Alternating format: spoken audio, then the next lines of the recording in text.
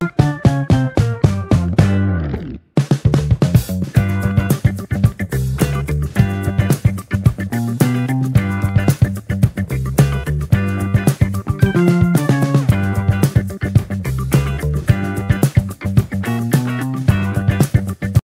Future nurses, আমি স্নেহা আর তোমাদের সবাইকে স্বাগতম জানাই নার্সেস নোটসে। এটি একটি স্মার্ট এডুকেশনাল চ্যানেল যেখানে তোমরা পাবে নার্সিং সাবজেক্টের শর্ট, সিম্পল আর exam ready notes, clear explanations আর হেল্পফুল গাইডেন্স, সব কিছু এক জায়গায় শুধুমাত্র তোমাদের জন্য। তাই যদি তোমরা নার্সিং জার্নিটাকে আরও ইজি ও এফেক্টিভ করতে চাও তাহলে চ্যানেলটি অবশ্যই করে সাবস্ক্রাইব করে নিও আর বেল আইকনটিও কিন্তু প্রেস করতে ভুলো না। এবং ভালো লাগলে অবশ্যই করে ভিডিওটিতে একটি লাইক করে দিও এবং ফ্রেন্ডসদের সাথে শেয়ার করো। তাহলে চলো শুরু করা যাক আজকের ভিডিও।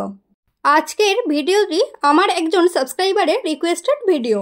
সে আমাকে রিকোয়েস্ট করেছিল মেন্টাল হেলথ নার্সিংয়ের shorts note on interview technique এই টপিকটির উপরে ভিডিও চাই। তোমাদেরও যদি নার্সিংয়ের যে কোনো সাবজেক্টের যে কোনো টপিকের ওপর নোটস চাই তাহলে অবশ্যই করে আমাকে কমেন্ট করে জানাও। So today I will discuss a very important topic in mental health nursing, and that is interview technique. Interview technique. At first, introduction. Interview technique is a crucial aspect of mental health nursing used to assess, understand and plan care for individuals with mental health issues. It involves structured and unstructured method to gather comprehensive psychological, emotional and social information. তো এর মানেটা কি? Interview technique হলো এমন একটি পদ্ধতি যার মাধ্যমে আমরা কি করতে পারি, মেন্টাল হেলথ নার্স একজন রোগীর সাইকোলজিক্যাল, ইমোশনাল এবং সোশ্যাল অবস্থাটা অ্যাসেস করতে পারে। তো এর মাধ্যমে আমরা রোগীর চিন্তাভাবনা, অনুভূতি এবং তার সমস্যাগুলো ভালোভাবে বুঝতে পারি। তো এটি আবার কিন্তু দুইভাবে হতে পারে। অ্যাট ফার্স্ট হচ্ছে স্ট্রাকচার ইন্টারভিউ। স্ট্রাকচার ইন্টারভিউটি কি? যেখানে ইন্টারভিউর প্রশ্নগুলো কিন্তু আগে থেকেই নির্ধারিত থাকে। এবং সেকেন্ড হলো আনস্ট্রাকচার ইন্টারভিউ। এটি হলো যেখানে ইন্টারভিউর পরিস্থিতি অনুযায়ী ইন্টারভিউয়ার তিনি কিন্তু পরিস্থিতি অনুযায়ী প্রশ্ন করেন। এটি হলো আনস্ট্রাকচার ইন্টারভিউ। তো অ্যাট ফার্স্ট আমরা কিন্তু দেখব এখানে ইন্টারভিউর যে টেকনিক এর পারপাসটা কি। তো ইন্টারভিউ টেকনিকের পারপাসটি হলো এই যে টেকনিকটি আমাদেরকে সাহায্য করে পেশেন্টের যে অ্যাকুরেট ইনফরমেশান সেটি কালেক্ট করতে এবং যাতে আমরা তার জন্য প্রপার কেয়ার প্ল্যান বানাতে পারি। এটি হলো মেন পারপাস ইন্টারভিউ টেকনিকের। নেক্সট আমরা দেখব ইন্টারভিউ টেকনিকের ফার্স্ট স্টেপ এস্টাবলিশিং র্যাপোর্ট। তো এস্টাবলিশিং র্যাপোর্ট মানে কি? সম্পর্ক গড়ে তোলা। তো ফার্স্ট স্টেপ হলো build a connection with the patient. তো first point, create a trusting and non judgemental environment. মানে এমন একটা নন জাজমেন্টাল আর ট্রাস্টিং এনভায়রনমেন্ট তৈরি করতে হবে যেখানে পেশেন্ট যেন মনে করে এই মানুষটার সাথে আমি খোলামেলাভাবে কথা বলতে পারি। নেক্সট সেকেন্ড পয়েন্টটি কি? Use a warm emphatic approach. এটির মানে হলো তোমাকে এমন একটি সহানুভূতির সাথে রোগীর সাথে কথা বলতে হবে যাতে পেশেন্ট তোমার ওপর বিশ্বাসটা রাখবে যে হ্যাঁ, এর কাছে আমি সব কিছু বলতে পারি। নেক্সট সেকেন্ড স্টেপটি হলো প্রাইভেসি অ্যান্ড সেটিং, অর্থাৎ গোপনীয়তা ও পরিবেশ। তো ensure a quiet, private and safe space to encourage open communication. তো ইন্টারভিউ নেওয়ার যে জায়গাটি সেটি মাস্ট বি হবে কোয়াইট অর্থাৎ নীরব, প্রাইভেট অর্থাৎ ব্যক্তিগত এবং সেফ অর্থাৎ নিরাপদ। তো হোয়াই ইজ দিস ইম্পর্টেন্ট? কেন এটি বেশি করে ইম্পর্টেন্ট? বিকজ উইথাউট প্রাইভেসি রোগী কখনোই ওপেন হতে পারবে না। সে ভয় পেতে পারে যে অন্য কেউ তার কথা শুনছে বা জাজ করছে। তো always ensure that the setting is calm and confidential so that the communication becomes open and effective. Next third point হলো use of communication skills. In this step আমরা বুঝবো একজন নার্স কিভাবে নিজের কমিউনিকেশন স্কিল ব্যবহার করে একজন রোগীর কাছ থেকে সঠিক তথ্য বের করতে পারেন। তো first point, use open ended questions. মানে এমন একটি প্রশ্ন করবেন যার উত্তর শুধুমাত্র হ্যাঁ বা না না হয়ে রোগীকে যেটাকে যেন ব্যাখ্যা করতে হয়। তো এক্সাম্পল ধরো, আপনি কেমন অনুভব করছেন আজকাল, বা আপনার সমস্যাটা কখন থেকে শুরু হলো, এই রকম ধরনের কোশ্চেন্স করতে হবে।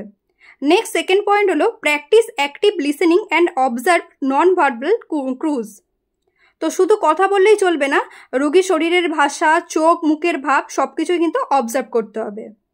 যেমন ধরো রোগী বলছে সে ভালো আছে কিন্তু তার চোখে কিন্তু জল, তাহলে কিন্তু সেখানে কি বুঝতে হবে, সে তার মনের কোনো কথা কিন্তু লুকাচ্ছে। তো এইভাবেই কমিউনিকেশন স্কিলসের দ্বারা রোগীর যে প্রবলেমগুলো সেগুলো কিন্তু আমাদের জানতে হবে। সো নেক্সট ফোর্থ পয়েন্ট হলো টাইপ অফ ইন্টারভিউস, অর্থাৎ ইন্টারভিউর যে টাইপসগুলো। তো এই ধাপে আমরা ইন্টারভিউ 3টি টাইপ সম্পর্কে জানবো। তো ফার্স্ট টাইপস কি, স্ট্রাকচার্ড ইন্টারভিউ। এখানে ইন্টারভিউয়ার একটি ফিক্সড কোশ্চেন সেট ব্যবহার করেন। সব পেশেন্টসের জন্য কিন্তু একই প্রশ্ন, যেমন চেকলিস্টের মতো। তো এটি কি করে, এটি helpful when you need consistency and comparability. And next second হলো আনস্ট্রাকচার্ড ইন্টারভিউ। আনস্ট্রাকচার্ড ইন্টারভিউটা কি, এটি একটি ফ্রি ফলোয়িং কনভারসেশনস এবং প্রশ্নগুলো রিজিড না, বরং রোগীর কথা অনুযায়ী ইন্টারভিউয়ার প্রশ্ন করেন। এটা কিন্তু বেশি পার্সোনাল এবং flexible, useful when patient needs to open up emotionally. এবং থার্ড টাইপ হলো সেমি স্ট্রাকচার্ড ইন্টারভিউ। এটিই কিন্তু দুইটির মিশ্রণ, কিছু ফিক্সড প্রশ্ন থাকে আর কিছু প্রশ্ন ইন্টারভিউয়ার রোগীর উত্তর অনুযায়ী মডিফাই করে জিজ্ঞাসা করেন। তো এটি অ্যাকচুয়ালি কি, এটা একটা balance approach, very commonly used in mental health nursing. এবারে আমরা দেখব নেক্সট 5 নম্বর স্টেপ, মেন্টাল স্ট্যাটাস এক্সামিনেশন বা MSE। তো এটি একটি ইম্পর্টেন্ট অ্যাসেসমেন্ট টুল, যা একজন যে পেশেন্ট তার মেন্টাল কন্ডিশন কিন্তু বুঝতে সাহায্য করে। সো অ্যাট ফার্স্ট অ্যাসেসমেন্টটা কি করবো, অ্যাসেস অ্যাপিয়ারেন্স। অ্যাপিয়ারেন্স কি, যেমন রুগীকে দেখতে কেমন, সে গুছানো নাকি অগোছালো, পোশাক ঠিকঠাক আছে কিনা, এগুলো কিন্তু দেখবো আমরা অ্যাপিয়ারেন্সের মধ্যে। নেক্সট কি, বিহেভিয়ার। তো বিহেভিয়ারের মধ্যে কি দেখবো, রুগীর আচরণ কেমন, সে কাম, রেসলেট, অ্যাগ্রেসিভ কিনা, এগুলো সব চেক করব। নেক্সট কি, মুড, তার কারেন্ট ইমোশনাল স্টেট, সেটি কি হ্যাপি, স্যাড, অ্যাংসিয়াস, ইরিটেবল, এগুলো কিনা, সেগুলো আমরা মুডের মধ্যে চেক করব। নেক্সট হলো থট প্রসেস। থট প্রসেসের মধ্যে কি, তার যে চিন্তাভাবনা যে ধারাটা, যেমন লজিক্যাল, ডিসঅর্গানাইজড অর ডিলিউশনাল, এইগুলো কিছু কোনো রকম থট প্রসেস রয়েছে কিনা সেগুলো আমরা চেক করব। নেক্সট হলো কগনিশন। কগনিশনের মধ্যে আমরা কী কী চেক করব, তার মনোযোগ, স্মৃতিশক্তি এবং বুদ্ধিবৃত্তিক ক্ষমতা, এগুলো কেমন, সেগুলো আমরা কগনিশনের মধ্যে চেক করব। আর নেক্সট হলো পারসেপশান। পারসেপশানের মধ্যে কী চেক করবো, সে হ্যালুসিনেশনস করছে কিনা, কিছু ভুল শুনছে বা ভুল কিছু দেখছে কিনা, এগুলো কিন্তু আমরা চেক করবো পারসেপশানসের মধ্যে। তো এগুলোই ছিল মেন্টাল স্ট্যাটাস এক্সামিনেশন। নেক্সট 6 নম্বর পয়েন্ট হলো হিস্ট্রি টেকিং।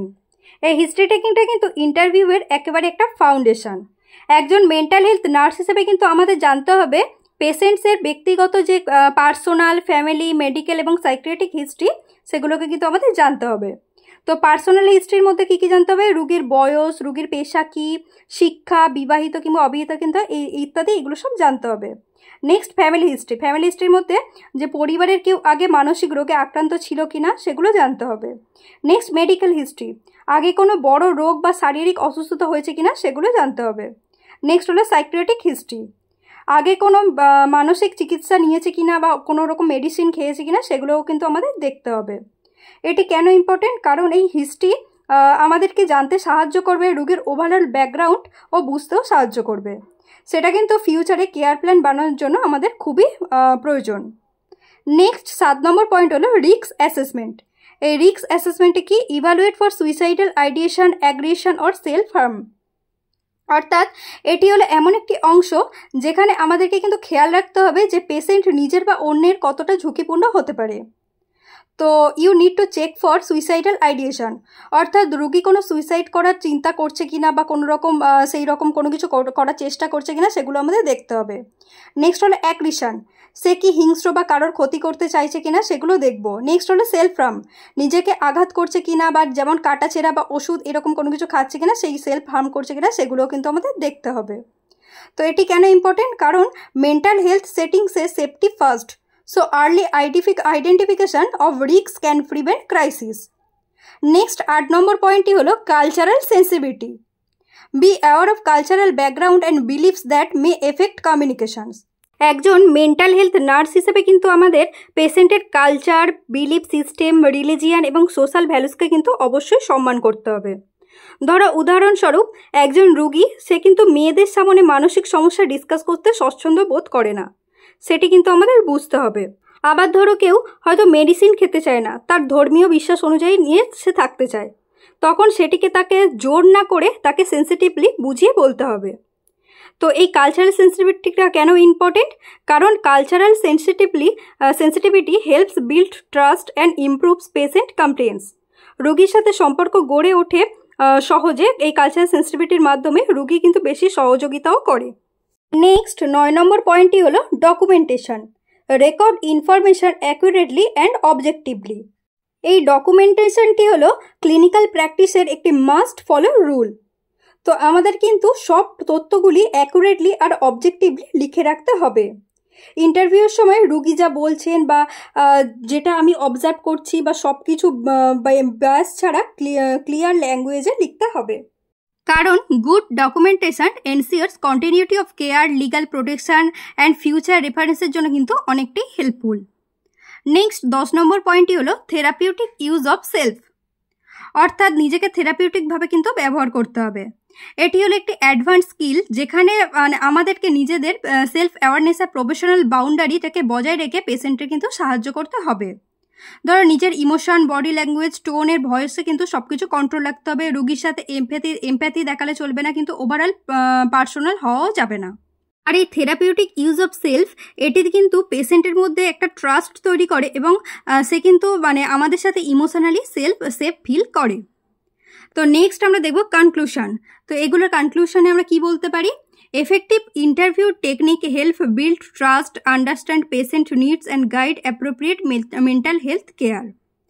অর্থাৎ এফেক্টিভ ইন্টারভিউ টেকনিক্স যেমন open ended questions, active listening, cultural sensitivity, proper documentation ইত্যাদি কিন্তু আমাদের পেশেন্টের সাথে একটা বিশ্বাস ট্রাস্ট একটা গড়ে তুলতে সাহায্য করে, তাদের প্রয়োজনগুলো বুঝতে সাহায্য করে এবং মেন্টাল হেলথ কেয়ার প্ল্যান তৈরি করতেও কিন্তু একটি গাইড করে। মেনলি এই পয়েন্টগুলোই ছিল ইন্টারভিউ টেকনিক। আজকের ভিডিও ইন্টারভিউ টেকনিক এই পর্যন্তই। নেক্সট তোমাদের কার কোন টপিকের ওপরে ভিডিও চাই অবশ্যই করে আমাকে কিন্তু কমেন্ট করে জানিও। আমি চেষ্টা করব সেই টপিকের ওপরে নোটস দেওয়ার জন্য। তো ভিডিওটি যদি ভালো লেগে থাকে তোমরা অবশ্যই করে আমার চ্যানেলটি সাবস্ক্রাইব করে নিও এবং পাশে থাকা বেল আইকনটি অবশ্যই করে প্রেস করে রেখো এবং ভিডিওটিতে একটি লাইক ও শেয়ার করে দিও। দেখা হচ্ছে নেক্সট ভিডিওতে।